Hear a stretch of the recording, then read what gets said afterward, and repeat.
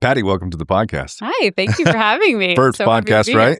First podcast. Yeah. And we met through Jackie, Yep. who trains with me, and she does nutrition with you, Yep. right? Just tell everybody a little bit about kind of what you do. Like you've entered this new phase of kind of coaching women with macros and mindset and all that, and just a little bit about you. Sure. I've been an athlete my whole life. I was a D1 swimmer. I grew up swimming in Maryland, big swimming state.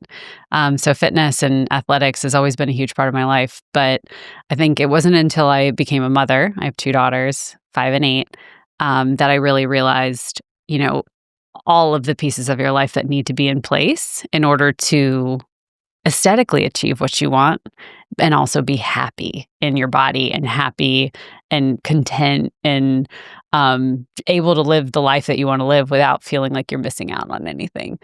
So now I've just started my own business called Allez, which means let's go in French. Oh, really? So a little bit of a rally cry.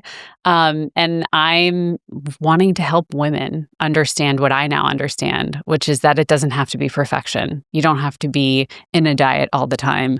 And you don't have to work out every day. You don't have to work out for 2 hours every day. How can you live this sustainable, healthy lifestyle and be happy in your body and then show your children what that can be like as well? So that's what I'm trying to do now. And on your Instagram, you posted kind of like before and afters. So what was kind of the like quote unquote low point or being off kilter? I mean, I've said this on my Instagram story, but it was Mother's Day. It was the first Mother's Day after I'd had my second daughter, Bellamy. 2020, the worst year of everybody's life. Yeah. So there was a lot going on, right? For sure. I mean, I'm a new mom. I have a toddler. I have a newborn. I'm in Austin. We had just moved here and then COVID hit. Wow. So I didn't really have a lot of friends. I had just had to leave my role because we moved from New York to Austin. And I was about to start my new job right after my quote unquote maternity leave, Mm-hmm. and then COVID hit. Wow. So I was in a really low point emotionally because I, to myself, have always been a working parent and I love to work and I love what that does for me in my life. And I think I was upset about that. Obviously, COVID hit and, we were stuffed into a house together with 2 children while my husband's trying to do his job working from home. And it was just really difficult. And we took a picture on Mother's Day and it was me, obviously, with the 2 girls. And I was disgusted. I looked at that picture, I cried, and I just looked at my husband and I said, I have got to do something about this. And as somebody who was a D1 athlete, as somebody who used to do CrossFit, being stuck at home with 2 young kids and not having any time to myself, it was a struggle. And so at that point, I literally the next day, I made a vow to myself.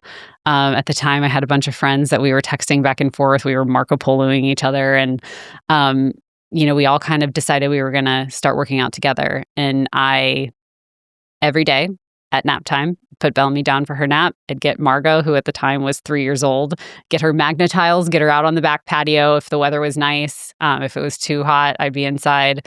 And I just had dumbbells and a box. Really? I had dumbbells, I had a box, and I had a yoga mat. And I would do the sweat app, the bikini body guide, Kayla, It's News, that was what I would do, which was still very much HIIT workouts. But I would incorporate the weights and as time went on, I as Amazon got back in stocks with weights, I ordered more weights. And eventually over the course of the next year, we outfitted our garage and that made it doable for me finally. Again, it was going from going to CrossFit, going for a run, going to the cycling studio to being consistently working out and strength training every day. And I wouldn't even say it was exactly what I preach now to my clients and to, my followers on Instagram. I wasn't doing your traditional progressive overload strength training at that point. I was just being consistent with working out. And that helped me lose about 15 pounds and start to feel more in my body.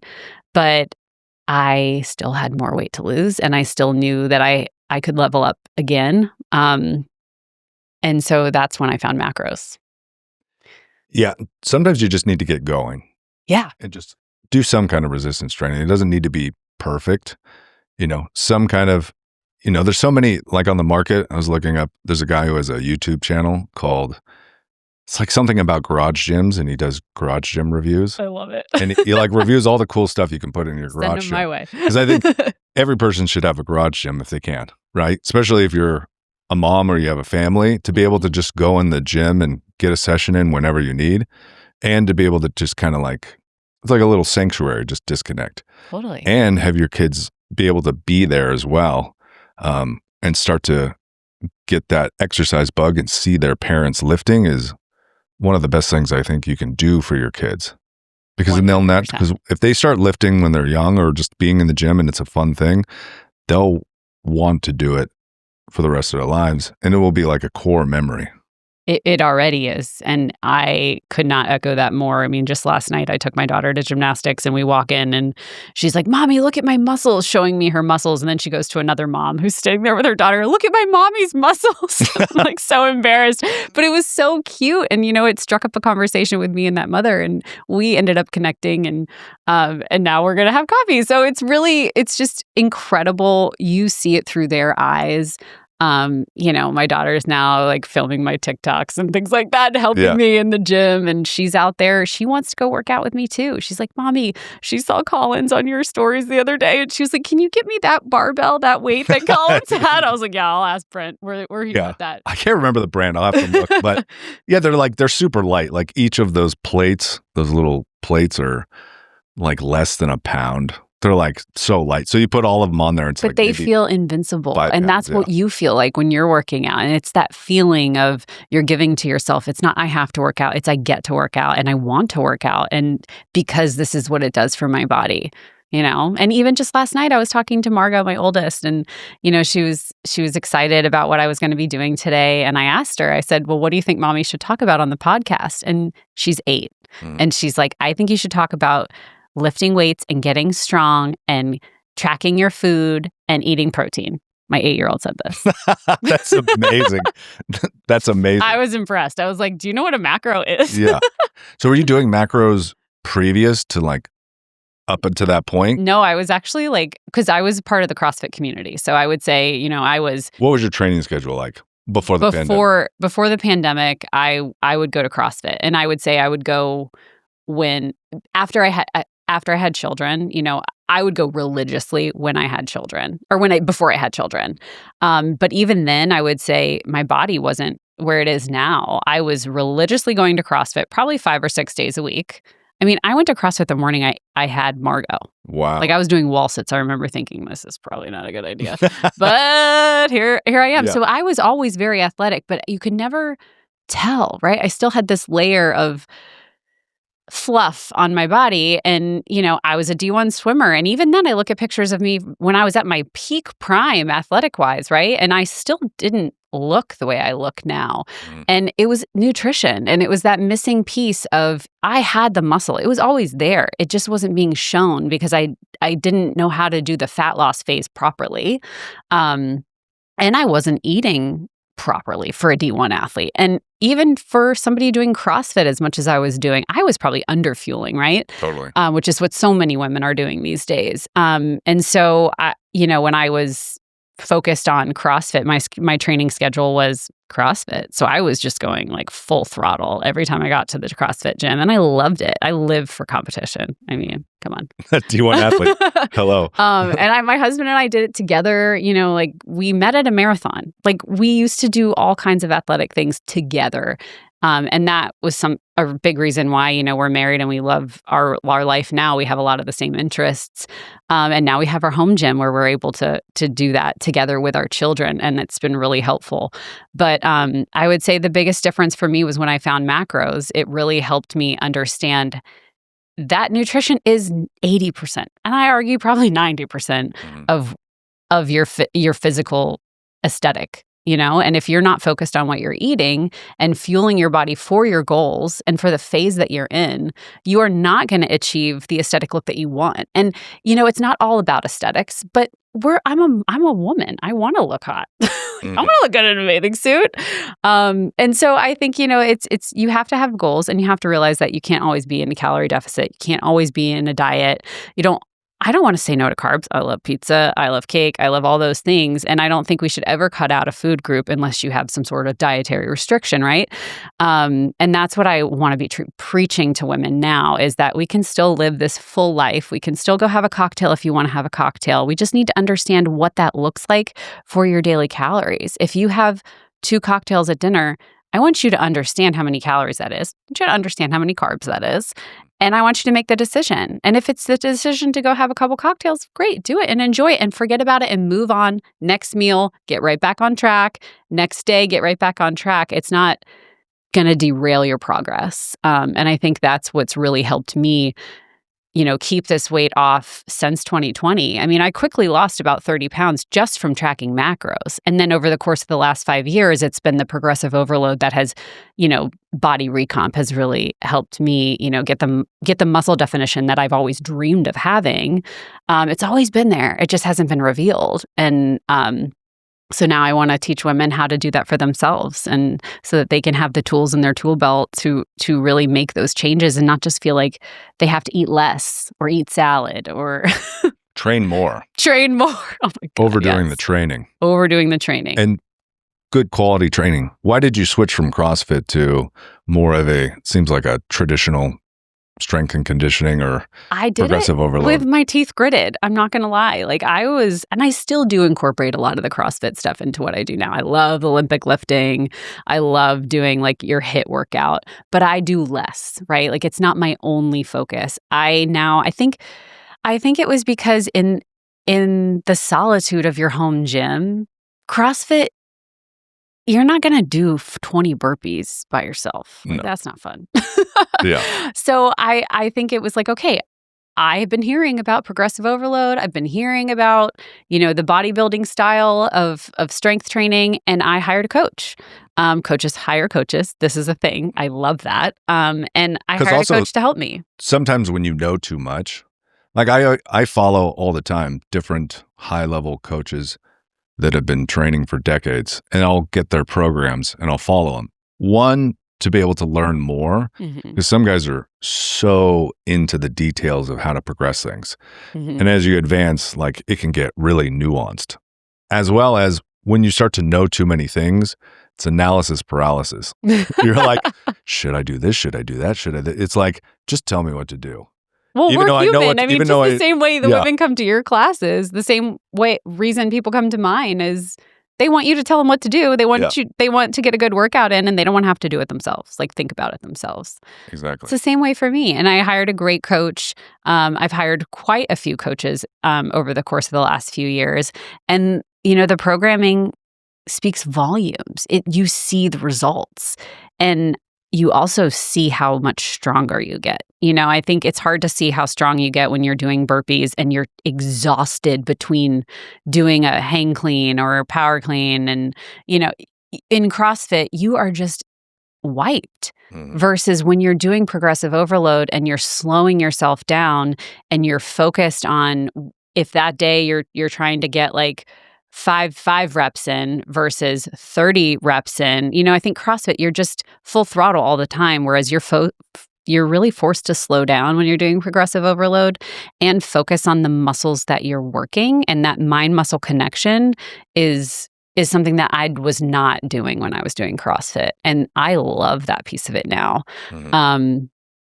There's nothing better than leaving the gym. I'm not super sweaty. I don't have to wash my hair every day. Yeah. As a mom and a woman who likes to get glammed up, you don't have to kill yourself in order to see progress. And that's another thing a lot of women don't understand. They think they have to get their heart rate super high. They think they have to have the cardio. They think if they're not dripping in sweat by the end of a workout, then it's not a workout. And I think as people have moved over to progressive overload, coupled with the nutrition, they see the light at the end of the tunnel, right? Exactly. Yeah.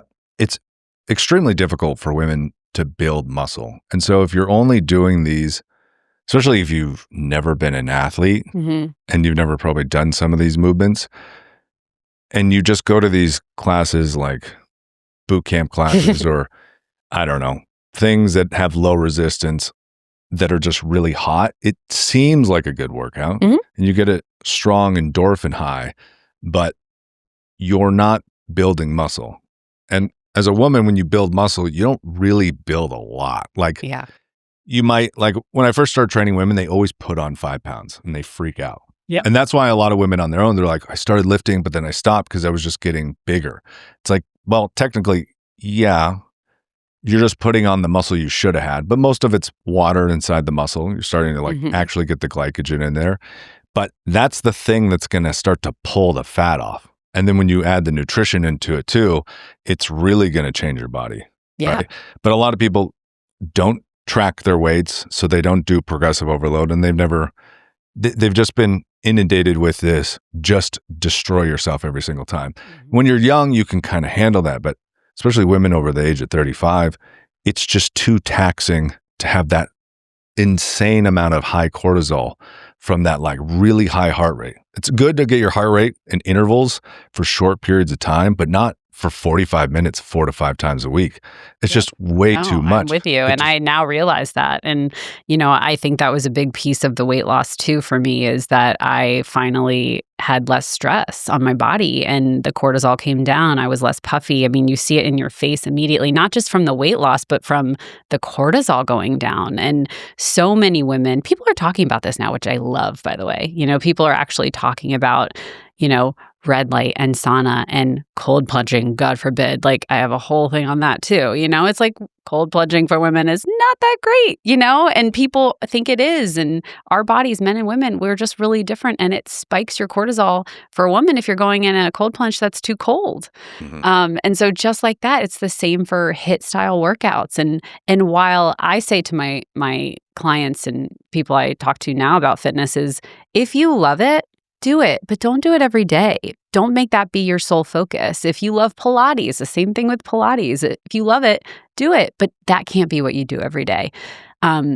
What I love to hear, and just like what you were talking about with these HIIT style workouts, is fatigue and failure are very different things. And women think that if I'm fatigued, that means I'm failing, and you're not. And I think the difference needs to be said, that fatigue is when you're tired and you're exhausted, but you can still lift another weight. If you put the bar down and then try to lift it again, if you can't lift it, that's failure. And if you need rest to keep going, it's fatigue. If you don't need rest to keep going, it's failure. And that's the difference, that most women won't even get themselves there. And I'm seeing that more and more now that I'm teaching a class weekly, because I have so many strong women, former D1 athletes who come in and you know, they're in there and they're pumping and they're going fast. And I'm like, slow, let's go slow. Let's lift heavier. Let's go slower. Let's really focus on what muscles are you working? What muscles are you feeling? And let's really focus on that in the moment. And you can see by the end of class, they're like, well, I'm not sweating. I didn't get a good workout in, which is why I have a little cash out at the end where I'm like, okay, here's your heart rate. Let's go. So I still do incorporate a little bit of that CrossFit style, you know, little 5-minute, 10-minute AMRAP at the end. Yeah, I try to pair exercises together that don't hinder each other. Maybe like an upper with a lower and then like a core to kind of keep things moving, because people get bored. Totally. Right. But it's not about, I keep trying to, like, I'll sometimes have people in the group and I'm like, slow down. The goal isn't to do this as fast as possible. Right. Like if you got to wait 30 seconds to a minute for you to be able to get up to the pull-up bar because somebody else is on it, that's a good thing. Like you'll have more strength if you just wait it a little bit, right? Instead of just, okay, I need to go do something else while I'm waiting. It's like, no, the goal is, if I can get you stronger over time, if I can get you squatting the bar to 95 pounds to eventually like 135, that's what's going to change your legs. That's what's going to change your body. And then if you do go do sprints or cardio, you can get so much more out of it instead of just do it as fast as possible. That's not the point, right? Totally. And I think this zone 2 cardio too, I think a lot of people are especially with social media these days, you're seeing more of that, right? People are like, what's zone 2 cardio? And it's walking with your heart rate elevated. So I love my Apple Watch because, you can actually put it in zone 2 and your watch will tell you if you're in zone 2 for your body. And that's one of the features I love about the Apple Watch. Like, spoiler, your calorie burn is not accurate. Don't go off your calorie burn, but your heart rate is accurate. And I think if you can walk in an incline on a treadmill, or if you get a weighted vest and make it heavy enough so that you are in a zone 2, because typical walks, you're not in zone 2 unless you're going for like a hike or something. Yeah. That is the fat burning zone. And that's the type of cardio that you want to get in at least 3 times a week. It doesn't have to be hit. It can be hit, but not 3 times a week and not every day. Certainly not every day. It's those extra things that you can add in just to keep things exciting so you aren't bored with your progressive overload, because it is boring. It's the same things week in, week out, same thing on Monday, same thing on Tuesday. And I only change my programming every 12 weeks, if that. Sometimes I go longer. Yep. It's a hard mental shift, but if once somebody experiences getting stronger, then they're bought in. Yeah. But it can take some time. It does. And right? It's that fall in love with the process versus fall in love with the results. Yeah, this workout. And it's more of like how this workout felt versus the end of the month versus 2 months. Like experiencing that and seeing how it slowly stacks up. Versus just like, wow, I felt amazing every single workout. That's why sometimes it's okay to show up and you're tired or whatnot, even if you get a rep or 2 or add a little bit more weight, because you can still show up tired or maybe just take longer rest, but you can still push your numbers up here and there. It doesn't signal that you are weaker or you can't get something out of that workout to move the notch forward a little more. Because that's the thing over time. Like I get in the mindset, it's like if today's workout, I go in, here's my new weights or a couple more reps I'm going to hit. If I hit those things in my mind, I'm like, I know I'm going to see results and it's going to change down the road, instead of like, did I feel exhausted and all that? Because that's just you're basing things based on emotion. You can't do that. But that's the hardest thing to change. Even for me, I remember when I first started, like my first official programming, and I was like, I'm going to do the same thing for 12 weeks straight. And I was kind of like, really? Right? You think you're like, am I going to get bored doing this? And I think, the first couple weeks you're like, okay. And then you really start to push yourself. You're like, I can go heavier. I can go one more. I can, do these things. And you start to get excited about that progress that you're making. And for me, it was just the simple act of writing it down or using an app to track it. And that's what I love. The app that I'll be releasing, you'll be able to track your weights week over week, and it automatically populates into your next week. So you can see what you did last week without having to rack your brain around, well, am I going heavy or am I not? Like it's right there in front of you.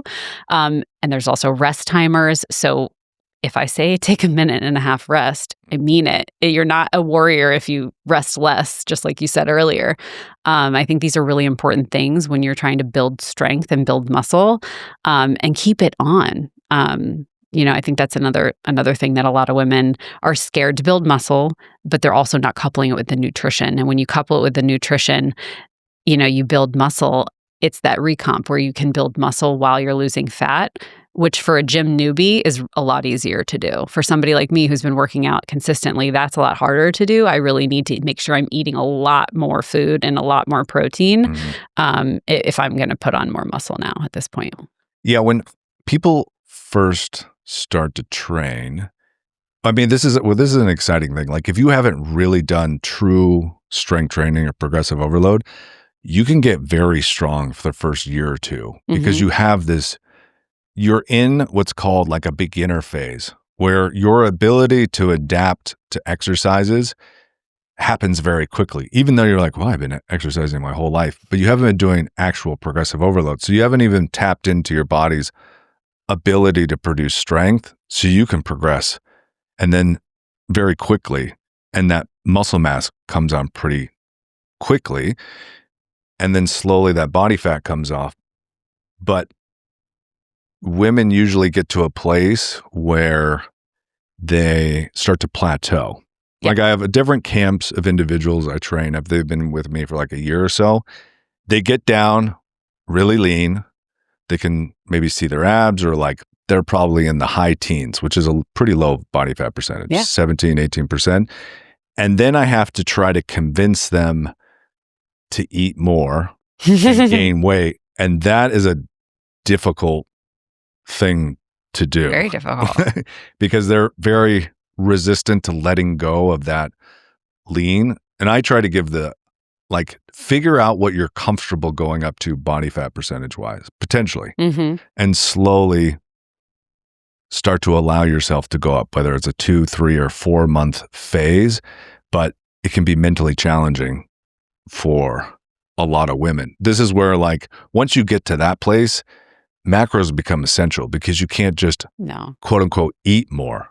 No. Right? That's when things can get very sloppy. And also, as you advance, like you said, that recomp doesn't happen. Like you've stopped. You have to go in a higher calorie and then a lower calorie. You can't just kind of like eat maintenance and you're kind of losing fat, building muscle, where you can get away with it for like maybe the first 6 months or so, depending on like how consistent with sleep and all that. And right. Blah, Sleep blah, blah. is such a big piece of this all too. Yeah, that's the other thing. But what did you start to do with macros first? Like, how did you begin? So I joined like a 12-week challenge and I had no idea what macros were. It was really funny. You remember, were you living in Austin when we had this crazy snowstorm? Yes. So this is my snowstorm story. Okay. I was like, I'm going to learn how to track macros in a snowstorm. Perfect. Wow. And then we lost water for 5 days, and I'm trying to like fill up my water bottle and drink all the water, because that was part of the challenge, was drinking a ton of water, which I still do all the time. My husband was like, we are going to run out of water. You need to slow down. But that's when I decided, and it was great because we were home. Everybody was like kind of stuck in their homes, and I just dove in, read the materials from the coach I had hired to like calculate my macros for a calorie deficit. I think so I had never tracked my food ever. So I ordered the food scale, right? Ordered the food scale, which is essential. And I read a PDF on how to count your macros. And then I listened to a few podcasts of some of the Instagram, fitness influencers I was following and coaches. And I was like, I think I can do this. And I'm a very type A person. So, macro counting is difficult. And that's why everything I learned throughout the past 5 years, I put into my own macro guide that I'm going to be releasing when my app launches. And it's very comprehensive, because it is confusing and it's really intimidating. But I think the important thing is to focus on, the first thing you need to focus on is protein. And for me, that was the game changer for me. I had no idea how much protein I was consuming, and I was severely under consuming on protein, which most women are. And so just putting more chicken on my plate helped me. And for a lot of women, it's also fats. You don't realize how much fat you're consuming, because I had never tracked the oil I was cooking my vegetables in, the oil I was putting in the pan before I was cooking my eggs. I had never thought about adding egg whites to just an egg, because guess what? There's lots of fat in a normal egg, and not as much protein as you think. And so for me, it was tracking and seeing all those bites, licks, and tastes I was taking off of my children's plate in the morning when they weren't finishing their breakfast. It all adds up. And for me, it was all of those little things, changed the way I shopped. I learned how to read a food label, so I made better choices. I was buying leaner meats because I was in a calorie deficit. So instead of buying like ground beef, I was buying ground turkey. And, just looking at the percentage of 99% ground, like lean beef or lean turkey versus 93% is, when you're in a calorie deficit, guess what that means? You can eat more. And so you can eat more of that for food volume. Having cauliflower rice instead of rice, like all of these things are things that you learn when you're in a calorie deficit, and things that I will be, talking about in my macro guide, talking about in my app about, how do you eat for volume when you're in a calorie deficit and make the most of that food, which is why I preach, if you want to go out and you want to have those drinks, or if you want to have a cookie, that's great. put that into your macros, but then just know that that's taking away from your calorie allotment for the day or for the week. And so for me, I very quickly, because I was very good about tracking, I was trying to get within 10 grams of my goal a day. I quickly, in 12 weeks, I dropped 30 pounds. Wow. And I was leaner than I had ever been. And I was like, I am sold. But then comes the challenge of reverse dieting and getting back into maintenance calories and the fear that every woman faces. And so for me, I definitely stayed in that calorie deficit a lot longer than I should have. But once I started with my progressive overload strength training program, I very quickly realized I couldn't eat like that while I was trying to lift the way I was trying to lift. And so, I did the fearful thing. I gained some weight back, right? You're like, Patty just lost all this weight and now she's gaining the weight back. But then I did another cut last year and now I look the way I look now. And that's where the magic happens. You got to put in the time, you got to earn the calorie deficit. And that's what I preach as well, is you can't just go right into a cut. You have to earn it. You have to understand what you're consuming. You have to make sure you're eating at maintenance before you go into a calorie deficit. Otherwise, it can be dangerous. Yeah, I think it's good. Everybody should attempt to track their macros for a period of time. Up front, it's a lot of work, but you learn a lot. Yes. You become extremely mindful. So the conversations of like, I don't understand why I'm not changing goes away because you're like, wow, I didn't realize I was extra oil, kids things, peanut butter. grabbing these random things here and there. It's like, you should at least do it for a couple months as like an audit. For sure. Because even if you stop afterwards, you're so much more mindful and you've probably developed habits. And yeah, in the beginning, I'm sure you create a plan and then you're like, that plan doesn't work. I need to organize. There's a lot you're figuring out, like where do I put my meals? And okay, I got to be more consistent grocery shopping. And I don't like that food, so I'm not going to eat that food. And like have different substitutes of meals, like so you can be flexible. I always tell people, like, you make a plan, have like 2 to 3 options each meal.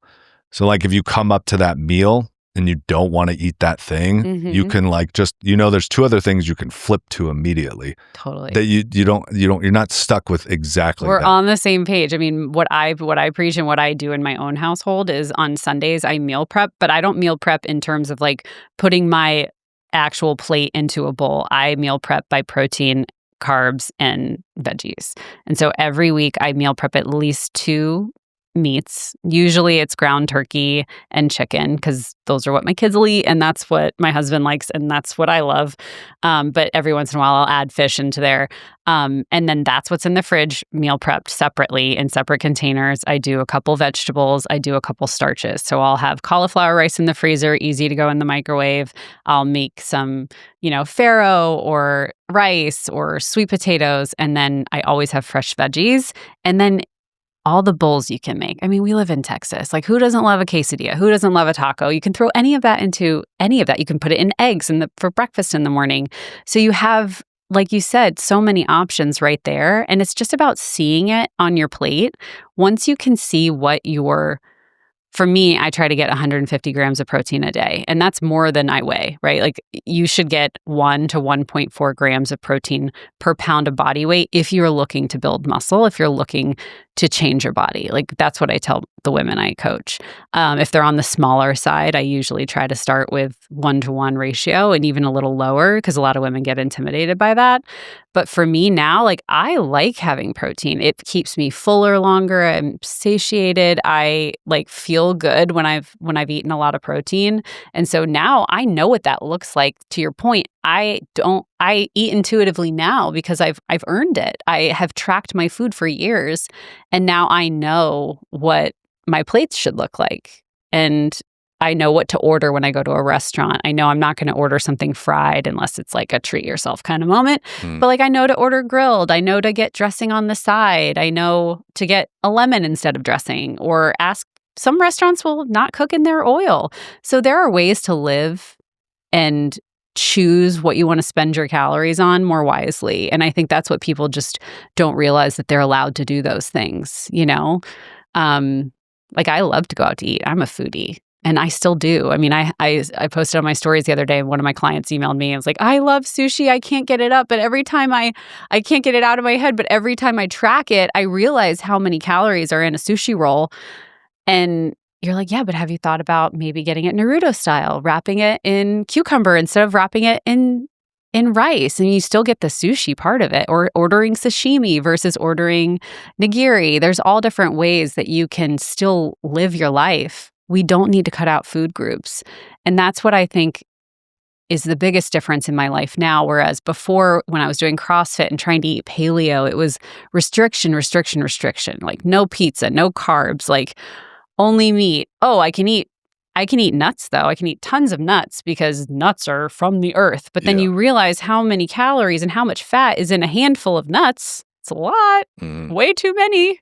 And then your life, you become free. You can have whatever you want. You just, if I want to have a piece of cake, I'm going to have the piece of cake. I mean, but you also know when you track your food that one meal is not going to kill your progress. And I think for me as a woman, I didn't beat myself up if I went to a birthday party and ate a piece of cake. It was like I knew that 3,500 calories on top of my daily calories is what it takes to gain a pound of fat.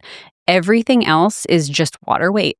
Everything else is food volume, waist volume, stress, what time of the month it is for you. Like those are what affect the scale, not what you choose every day. It's consistency. It's the things that you pick day in, day out that really matter. It's not those one-off meals that kill you. And I think it gives you freedom to live your life and enjoy food, enjoy working out, and not feel like it's a punishment anymore. How many meals do you have in a day for yourself? Like, how do you spread it out? I usually have 3 meals. I love breakfast, and I always have breakfast. I always have lunch. I always have dinner, and then I usually have 1 or 2 snacks. And it really depends on my day. If I'm like kind of running around, I'll probably have 2 snacks and like a smaller dinner. Okay. But breakfast is like my go-to. I always have breakfast, and that's another thing. I'm not into intermittent fasting. I think that's something where it works for a lot of men and a lot of younger people, but I think this is another one of those instances where intermittent fasting really spikes your cortisol. It's for women, it spikes your stress hormones. And at the end of the day, if you're tracking your calories, it doesn't matter because it's your full day that you need to be looking at. Yeah, I think touching on the point where going out and eating out, I think what happens is people eat out, they see the scale go up, then they starve themselves because probably mostly water weight. And so their calories are all over the place all the time. And so they're probably under eating protein, starving themselves. They don't have a lot of energy, but then maybe binge or eat too much when they go out. And so they're not progressing in their workouts. They're not building muscle, but they keep thinking that they're eating too much because when they go out, they, eat too much. So they're retaining water and they're seeing the scale go up and down, and they're using the scale to determine how should I eat this day. Mm-hmm. Where if you have a plan, like you have kind of like guardrails. Yeah. So like if you do go out and eat and you're at least aware of how much you're eating, you're like, I know the rest of the week I'm only eating this much. And now I feel more confident and I don't need to stress about it and think so much. Because I think that just over and over again exhausts people. So in a lot of ways, it seems like it might be more work to track your food, but it's actually giving you more freedom. Totally. I couldn't agree with you more. For me, that was, that was what was so freeing of it for me. It was because I was always of that mindset. I mean, I remember thinking about how I thought about food when I was in college and, gaining weight in college, even as a D1 swimmer, you're eating out of the home for the first time. Like that was shocking. And that's another thing. I really want to support mothers to educate their children when they go off to college so that these things can stop happening. I mean, we should learn about food more in school. We should learn about nutrition. We should learn about macros. It's, the difference between a calorie and a macro. Like the amount of the population that has no idea how important that difference is. I mean, that's why people are preaching to eat more protein, because if you're consuming 100 calories of chocolate versus 100 calories of chicken, it's still 100 calories, but you're going to feel very different if you eat chocolate versus chicken. And, it's not just about the calories. It's about what makes up those calories, what makes the biggest difference. So I couldn't agree more. While you think tracking food and the food scale thing is really intimidating to a lot of people, it's a tool to learn, like you said. And once you learn it, it's so freeing. You feel like confident going to a restaurant. I know how to prioritize protein. If I'm going out to dinner, I always try to make sure I eat my protein off my plate first. It's like instead of eating, God, who doesn't love chips and queso? We live in Texas. But, I know that maybe I just don't get it, right? And I eat my food first. And then if we still want chips and queso, we order it. And guess what? You eat a lot less. Yeah. Because you don't want to just remove those things. Those are little joys of life. I mean, I love eating like that. And I just know that that's not what I'm going to eat first. I'm going to satiate the protein first. And then, whatever is left is what I'm going to eat. And you realize you have the same experience, actually, of enjoyment. Mm-hmm. When you eat more mindfully like that and still allow yourself to eat the things you want, but do it in a way where you're only having like 5-10 chips. Yeah. Right? And I would say I enjoy it more now because I'm allowing myself to. Whereas before it was a guilt thing. I shouldn't be doing this. I shouldn't have this. And so that you end up having way more. I mean, I think about, I have people in my life that constantly talk about food that way. And they talk about food like that around my daughters. And it is a problem for me. I mean, I have, people that are in our older generation where they still say, oh, I never eat like this. Oh, I shouldn't. Oh, but I'm going to. And you're like, please don't say this around my kids. Like, if my kid wants a piece of cake, like I want her to enjoy it. But I want her to also say, yes, mommy, can I have some chicken for dinner? Like, my kids know that. They know that if they want dessert, they can have dessert, but they just need to eat protein too. It's the pairing of the sweet treat with the healthy food. I'm never going to deprive anybody, even my clients, of those joys in life because that's what I love going to get ice cream with my kids. That's what I look forward to on the weekends. And I always do. I'm not that mom who's not going to have it. And so I think those are the things that I hope this generation will learn and teach their children so that we can all have a healthy relationship with food. Because until you start to track, everybody says like tracking macros, it's going to lead to, some sort of eating disorder. And for some people, yes, I think you do need to be really careful. And for that, this conversation is different. But for the vast majority of people, it does exactly what you just said. It gives them tools to make better decisions. And they naturally do because of what they've learned through that process.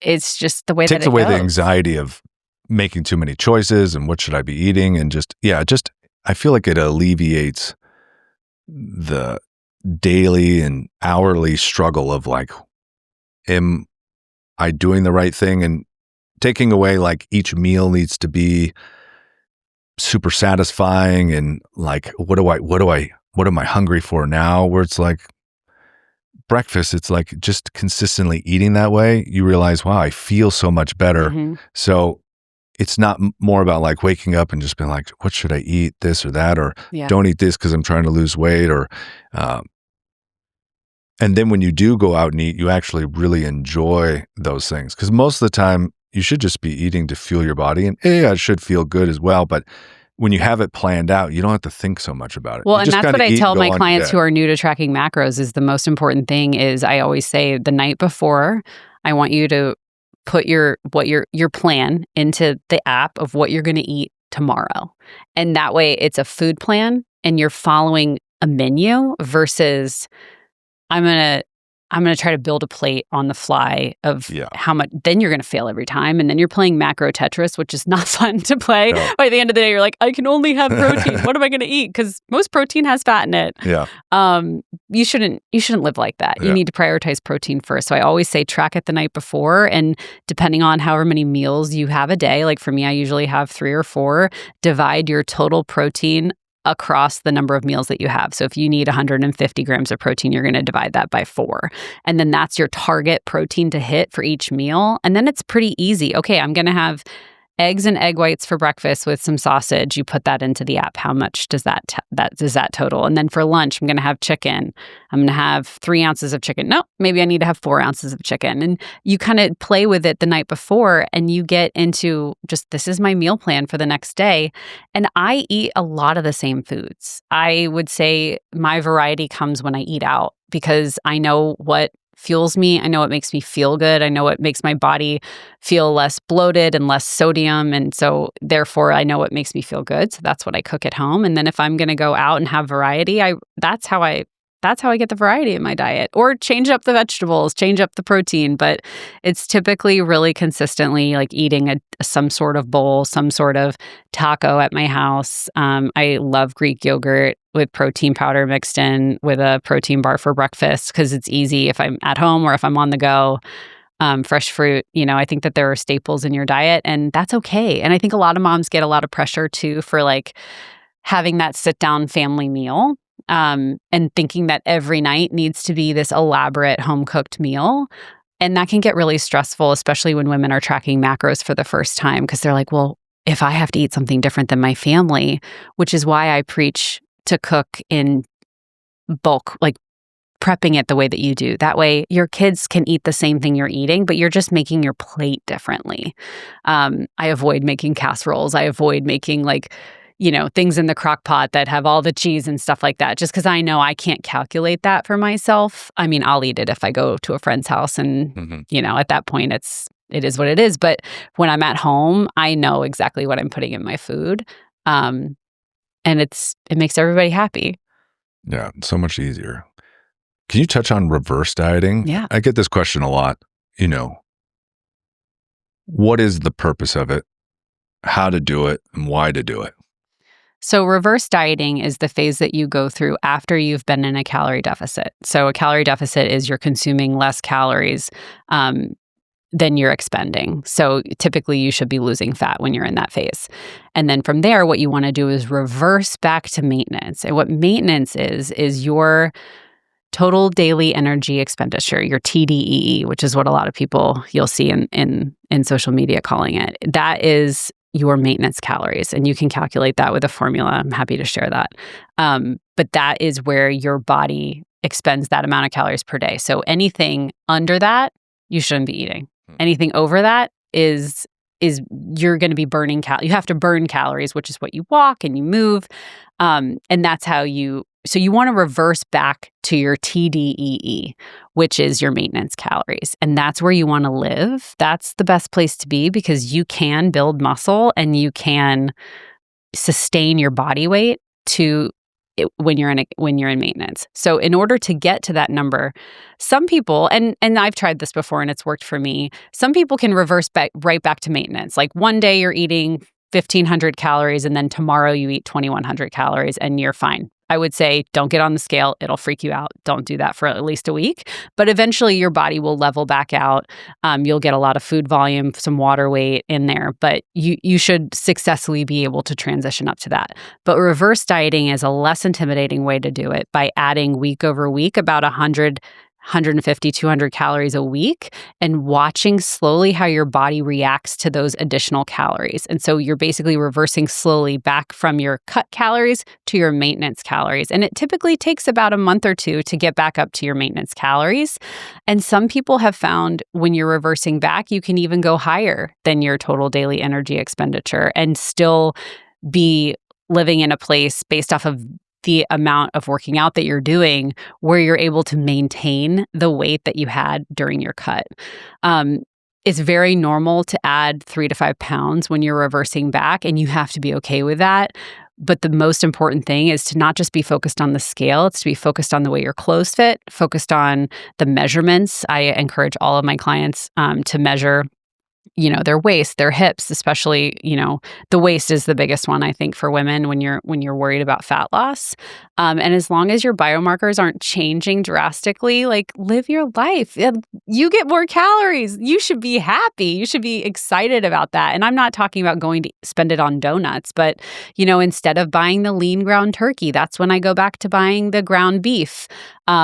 getting fuller fats of, buy the sirloin, buy the filet mignon. Like you can't have it every day, but, add those wonderful things back into your diet. Eat more avocado, cook with regular oil instead of spray oil. When you're in a calorie deficit, you have to make sacrifices in terms of flavor and food and what you're cooking with, but you're never eliminating a food group. And that's what I always preach is that when I'm in maintenance, I'm eating the same foods. I'm just adding butter. I'm adding oil. I'm adding a different cut of meat. And you're eating the same way. You're just adding a little more fat, adding a little more carbs. I'm eating the same protein though. So, you really... I think that's the difference is people are scared to put on the weight, but if you do it slowly, it makes it less intimidating. And you have an opportunity where you might actually build a little bit more muscle. Exactly. And you're going to become stronger. You're probably going to sleep better. Your hormones are going to be happier, right? And then you can prepare to go into another cut down the road. Exactly. Right? Because I imagine you can tell me, purpose of reverse dieting is you can only diet down for so long until you're just getting tired and it backfires on you, and then if you're in a cut for too long, you're no longer making progress, and then you're just spinning your wheels, and then you're angry, you're hangry, your hormones take a dip, and that's when a lot of people will see the cortisol spike, and these women will start retaining fat because your body's like, well, I don't know when I'm going to get more of these calories, so I need to hold on to them, and it starts backfiring on you. And that's why so many women, when I do, my initial intake form for them, when we talk about macros for the first time, sometimes the first step for women, even women who need to lose weight, is not actually a calorie deficit. Sometimes the first phase is actually the reverse diet. It's telling them and teaching them how to increase their protein, how to increase their calories on the daily. And for about 3 months, they will have to, just like I said earlier, earn the right to be in a cut. And once you can be stable at your maintenance calories, then we can get to the point where we can cut you back and your body will finally react. Because how many women have you spoken to who are like, I've been dieting for years and I'm not losing any weight? Yeah, they've been starving themselves for so long. Or just under eating protein and all this. That's why usually when people start training with me, I don't do too much with macro stuff because you need to really sit down with somebody and actually go through things and plan it and get individual numbers and all that. But in the beginning, I'm like, first, just be consistent training. Mm-hmm. Hit your protein numbers and just eat in a way that makes you be able to perform in the gym well. Mm-hmm. See what your body does first, and then you can start messing with all that stuff. Yes. Right? Yep. Get consistent just doing the basics before you start tweaking anything. Because until you start training, there's no point in messing with your calories anyways. Like, just fuel yourself for now. Get in the habit, eat protein, hit that number, and then start to go into maintenance or deficit and actually have a plan. And you can actually see a lot of progress even if you're just tracking protein. Mm-hmm. Forget carbs and fats. Like a lot. I mean, the first way I learned how to track macros was actually like making carbs and fats flexible. So I was just focused on eating my protein and staying under my calories. And I just let the carbs and fats fall where they fell. And then it was like, after I'd done that for a while, I was like, okay, now I need to dial it in a little bit. And I also realized what I prefer, because it really doesn't matter. If you prefer eating foods with more fat in them, like avocado, if you want to have avocado toast every day, then you should probably add more fat and less carbs. And I just realized like, I don't actually miss having cheese. Like those are things that I don't live for. And so, but I really love having bread and pizza and those kinds of things. So I have more carbs than fats. Yeah, I'll get the question like, can I have a piece of bread after I train? I hate those questions. That's the wrong question to be asking, right? Because again, like you said, if it's in your allotment, it doesn't matter. Yeah, I mean, I would say focus on whole foods, right? Like I don't want you to go eat, as long as it doesn't make you break out and it's giving you gut distress and acne. Yeah, but if it's like, there's at local pastures, they have this like gluten-free sourdough loaf. Oh, that sounds good. It's like, have that with some eggs or whatever. It's a bigger picture than just like, can I eat this or not? Mm-hmm. It's like, it depends. Yeah. I don't know. I don't know what It's to tell true. you. I mean, it's the similar thing when you think about macros and food choices. It's similar when you hear people asking like, I really want to target this area. Oh my Brent, how do I get rid of my arm fat? You're like, I said get leaner. That's what I say every time. exactly. You need to You lose need to fat. get leaner. We need a They'll diet. be like, but what about this on my back? You're like, you need to get leaner. And then that's when I usually tell them, you need to go get a DEXA scan. Oh, yeah. Because I don't know how lean you are. Mm-hmm. And like, usually when I can show them they're like high 20% body fat, you're like, I guarantee if you get to the low 20s, some of that's going to go away or it might all go away. Because it's just, body fat is just money in the bank account. You got to drain the bank account. So we just got to get you leaner, right? There's nothing I can do to spot reduce any area. You just, it's energy currency and you got to burn that building currency. muscle. What we can do is help you build muscle. We can't help you like lose fat on your arms or lose fat around your tummy, like by doing abs. Like that's not going to work. And it is really funny to me that people still ask those questions. I mean, I get them all the time. And God bless them. I love that question. Then I imagine you have now women too, and this is for like people who probably have been training a while, that they continually get stronger. They want to put on muscle in specific areas a lot more. Like they really want to like grow their glutes or their legs. And this is where nutrition is super important, right? And this is where a lot of women get like, it becomes a challenge because you very much have to go into a caloric surplus because you're not going to magically just build muscle from nothing. Like, no. And so how do you have women? And this is where like when you're developing a physique, once you get through the first phase of like, I look really good, I'm in shape, and maybe you've gone cuts and maintenance a couple times, and you're like, now I really want to like, I'm in year 1, 2, 3, right? And you're starting to get more advanced. You have to go into these like bulk, quote unquote, or cuts. You can't just get the recomp gains anymore. No. That eventually ends, and people don't quite understand that. Right. Like I have one gal, she's been training on her own for a long time. She's very lean, 17, 18% body fat. And it's like, there's no amount of training or heavy weights we can get your glutes to grow until you eat protein, start adding more calories. Like it's not going to come from nowhere. You need those building blocks. It's true. So what's a good strategy for having people go in a caloric surplus to put on muscle in areas they want? I mean, I think I've had this conversation with Sandy Brockman a lot. We talk about this at the gym, and she's the same way, and she tells her clients the same thing. If you don't eat more, your glutes are not going to grow. They'll grow. Like what we do, what we train, like they're going to grow, but it's the quickness, and everybody wants immediate. Nobody wants to wait for results. Everybody wants it to happen immediately. I mean, think about the world that we're in now. If you want, you have to want it. It's just like anything else. You have to want to put in the effort. If you are willing to be in a phase where you're a little uncomfortable, expect to gain some weight, buy a couple jeans, make them a little bigger for the first, give yourself the room 3 or 4 months to put on some weight and grow your glutes. And once you get to that point, we'll cut you back and you will be surprised. Like you will be surprised at it. But if you're not willing to do it, just know it's going to take a lot longer. And some women aren't willing to do that, and that's fine. We can help you. It's just not going to be as fast as you may want it. Yeah, it's going to be potentially very slow. Right.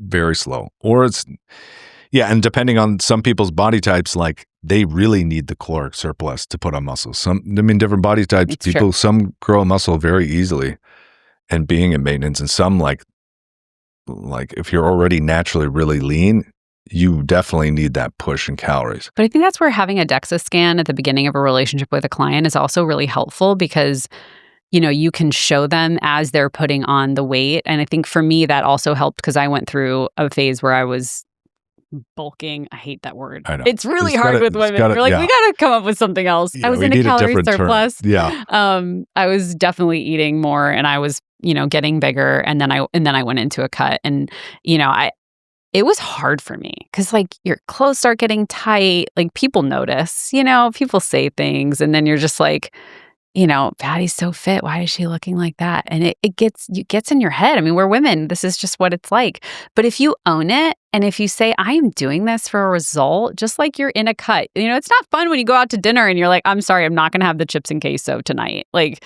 it's not fun to be that person, but you have to be bigger. You have to be bigger than that. You have to understand like your goals, and you're going to be so happy when you look in the mirror and you see the work that you put in, and you're never going to remember that bowl of chips. Like, I'm sorry, that's not going to be memorable enough. But you will remember how you feel. I always say it's like, and that's why it's good to get a DEXA scan, because if if you're in pretty good shape and lean, then you can pick like a number to stop at. Higher I always tell women, there's like a range in which you can be, and it's okay to be in that range, because to maintain always being like really super lean all the time is unrealistic. And so like you'll look good at 22, 23%. You'll also look really good at 17, right? And do you need to be 17 year round? It's like, as winter comes, let yourself go a little higher. And like, who cares? And you're also probably still in better shape than 90% of women being in the low 20s anyways. Right. Most people are just trying to get there in general, right? So you're like in the top percent just making these very detailed changes. And it's like remodeling your house. It's like when you tear the kitchen apart before you rebuild, it's going to look fucking crazy. And you have to just think long term, right? Long term, it's going to be worth it. Yeah, it's like, and if you're remodeling the whole house, it's a process. You got to do the kitchen first, and then the bathrooms, and like, you just have to be able to hold that vision longer, right? And go through those like processes, right? Mm-hmm. But I think mindset is a big piece of this. You have to understand if your client is ready to do that, and when they're not, and you know when to push those people, when they'll come to you and just like say, I want to do this specific thing. And if they've earned it and they're lean and they're good at tracking all that stuff, then they're ready to do it. But if they can't do basic tracking, or they can't even stay consistent with that, or they're still in a high body fat percentage, it's like, it's not a conversation that needs to be had. I completely agree with you. And that's definitely a more advanced conversation to be having. I think a lot of my clients now are more on the phase where they're just starting their not fitness journey. That's not the right word. They're just starting their strength training journey, and they're just starting to understand the importance of eating protein. Their bodies are changing. A lot of my clients are, young moms and people who have gone through drastic transformations just from having children and trying to get back to who they were before. And what I like to do is like, we're never going to be who we were before. Mm-hmm. Let's try to be something new, and let's put some goals in place. And I have a leadership development background. And so for me, it's all about habits. It's about what you do every day. Those are the things that are going to move the needle. And so what are those habits that we can put in place? Like, who is the woman that you want to be? Is it the woman who works out 5 times a week? Is it the woman who walks every day? Like, what is it that you want to be, and how can we put those little tiny habits in place and make those daily achievements something that you can celebrate? And then from there, you see the ultimate goal at the end. But if you only have these big goals, it's really hard to achieve them because you don't know how to get there. It's like when you're back in corporate America and they're like, we need to have your goals and objectives. Well, the goals are easy. The objectives are the hard ones. They're like, well, how do I get there? What do I do? And that's where we're here to help understand, like, what are those habits that need to be in place, like tracking food and being consistent with that. And maybe it's not tracking food. Maybe we just start with, I'm going to go grocery shopping twice a week. And I'm only going to stay on the perimeter of the grocery store. Like, that's a lot easier to do than I'm going to learn how to track macros. So it's like, what are the little tiny things that we can add to our daily life? And how can we move the needle like that? Yeah, the habits is where the magic is. Mm-hmm. It's the daily and weekly, like, okay, if I'm not lifting consistently, I just need to lift consistently. So like if I'm only lifting once or twice a week, start lifting 3 times a week, and then just do that one habit. I'm not eating enough protein. Okay, just stay consistent with eating protein. I'm not eating consistent. Okay, I need to be consistent going to the grocery store. Plan a habit of going when you're going to go.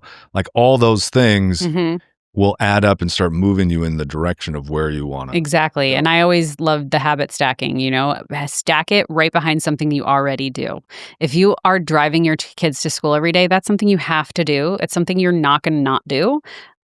After I drive my kids and drop them off at school, I will go grocery shopping at Whole Foods. Like, that is a great way to stack a habit. It's like every Monday, I'm going to do that. When people start working out for the first time, sometimes it sounds ridiculous, but it's sometimes as easy as like, in the morning, I'm going to put on my sneakers. I'm going to get up and I'm going to put on a workout outfit versus what I'm wearing today, because that will put me in the mindset of working out and I have one less thing to worry about, or even just putting your workout clothes out the night before. I still do that every night. And it makes me happy because, I like to pick out a matching set and look cute at the gym. And who doesn't like wearing a cute set at the gym? It makes you work out harder. But those are the little things that really do add up. That's how you build momentum. I think it all comes down to momentum. Is people try to create an elaborate plan when they're not even doing anything at all. Yeah. Where it's like, what is the next step I just need to be consistent with? Yep. And just set that as the next goal. Like, yeah, if you're not even going on walks, you're like, what is the thing that, okay, I just need to get up, put my shoes on and go on a walk. Don't even worry about lifting or eating yet. Just like get that accomplished. Don't get the weighted vest yet. Yeah, Come on. like, you don't need to worry about all this other stuff. I mean, if you're full on, go for it. But then it will make sense to make the next goal. Mm-hmm. And then the next goal. And then it now becomes all the other things you're doing consistent after a couple months. They're just part of your lifestyle and you're just focused on the next step forward. Yeah, you become the person that you wanted to be. And that's, I see my clients who I've been working with now for a few months, and recently I'm getting texts. It's like, I miss when I can't go to the gym that day because I'm on vacation or whatever it may be. I miss it and I crave it. And like, nothing makes me more happy than seeing that now, after, only 12 weeks of working with me and doing this has become a habit. And we know that it can take anywhere, 60 days to become a habit is what they say. And now we're at that mark, right? And it has become a habit, and it's something they crave. And it's not just something they crave, it's like who they are now. And it will stay that way. And that's what I think is so empowering to women who can feel so alone in motherhood at that, especially when the kids are young and they feel like they need to be a martyr. They feel like they need to give and give and give. And they feel like taking time for themselves. I mean, this is how I felt. I felt like, I'm home with my kids. I can't possibly take an hour to go work out for myself. But if you can build your life and build those habits that allow you that time where you can feel powerful, you come home and you are so much better for your family when you can be in a good headspace. And that's what I'm seeing is this transition for these women of, now we've been doing this together for 3 months and they feel that too. And it's so incredible because now they're ready to do more, right? Mm-hmm. I think it's essential that, in motherhood, that your workouts and your exercise and taking care of yourself and even getting facials and all that stuff, it's essential. Mm-hmm. Like, you're kind of like, the mother is the like peace and love that flows through the house. And if her ability to take care of her mind, body, spirit isn't there, it just makes everything more difficult and it's going to be more stressful for her. And that's why home gym is so amazing, and having support like coaches is so essential. Mm-hmm. And having that period to just like detach and be in your own energy. Yeah. Around kids, just be able to work out, feel strong. I'm so blessed now. I get to go work out at Nutrabolt, and that's where I train now, and it's incredible. But I still love our home gym. And on days where I know I won't be able to fit in my own workout on top of everything else I have, I'm up working out before my kids wake up. It's that 5 a.m. time where you are alone in your thoughts. And, right now it's hot, but, it's a great feeling to sweat, For sure. It's great. I don't have AC in my garage, but I just open the bay, and that is how I transformed my body, is by getting up first and working out in the morning at 5 a.m. and coming in and at 7 a.m. and giving my kids breakfast and taking them to school and doing that with my husband. I'm so grateful that he gave me that morning time. And, we work together. He works out at night and I work out in the morning, and we fill in where we can. And the girls know that that's mommy's time, that's daddy's time, and they're respectful of it. And they still come out, right? But they're not a nuisance. They know we've taught them gym safety, and, they know all those things, but it is. They're hanging out. Exactly. Playing, they're getting and inspired. And, on the weekends, I typically work out at home, and my husband and I will make it a thing. Like, they love gymnastics. We have the mat, we have the tumble track out, we have the gymnastics bars, and they're in their own little world playing. And yeah, sure, they'll grab the medicine ball and jump on the box and do things like that, and hang from our rig and do pull-ups. Their version of pull-ups. Yeah. But it is just incredible what that's done for our family. Before we go, tell people how they can find their maintenance calories. Ooh. Is it just so we can walk away with just at least everybody, if they're listening, get started working on this? Okay, this is a long equation because I have been working on this in my macro guide, and it is really difficult to explain to everybody. How do people get your macro guide or work with you or just connect with you more if they're just want to have a conversation? You can find me on Instagram and TikTok at Patty, Patty .Brewton, Brewton. My website will be live shortly. It will be Allez, Allez, active.com. And that's when my macro guide will go live. So please follow me on Instagram. You'll see a link to that. But I'm really excited. I'm going to be having my macro guide as well as one-time macro counts where people can reach out to me. We'll have an intake form where we can go through, what phase of dieting you should be in, whether that's reverse dieting or a cut or a surplus if you're looking to build those glutes. So I'm really excited. That's my passion because coupled with the strength training, it really is life-changing for so many people. Awesome. Well, thank you so much for being here, Patty. Thank Appreciate you. it. It was really a pleasure. I appreciate it. Thank you.